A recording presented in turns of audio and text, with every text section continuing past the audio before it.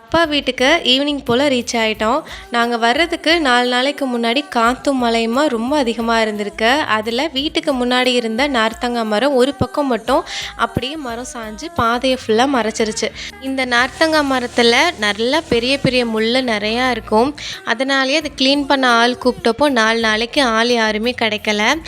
அப்பா வீட்டு பக்கத்தில் இருக்கிறவர் ஒருத்தக்கிட்ட சொன்னதுக்கப்புறமா அவர் க்ளீன் பண்ணி கொடுத்தாரு. அவர் வெட்டின கிளையில் ஃபுல்லாகவே அவ்வளோ நார்த்தங்காய் நிறையா இருந்துச்சு. அவர் வெட்டி கொடுக்கும்போதே நாங்களும் எங்களால் முடிஞ்ச அளவுக்கு கொஞ்சம் கொஞ்சமாக பறிச்சுக்கிட்டோம்.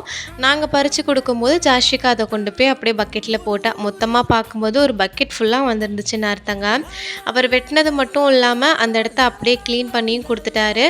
முடிஞ்ச அளவுக்கு அந்த கிளையை ஃபுல்லாகவே எடுத்துகிட்டு போய் அவரே வெளியவும் போட்டுட்டாரு. இப்போல்லாம் கிராமத்தில் கூட வேலைக்கு ஆளே கிடைக்க மாட்டேங்கிறாங்க. அப்படியே கிடைச்சாலும் நம்ம நேரத்துக்கு கிடைக்க மாட்டேங்கிறாங்க. அந்த அண்ணா முடிஞ்ச அளவுக்கு ஃபுல்லாக வெட்டி கொடுத்துட்டாங்க. இப்போ பாதை ஃபுல்லாக கிளியர் ஆகிடுச்சு.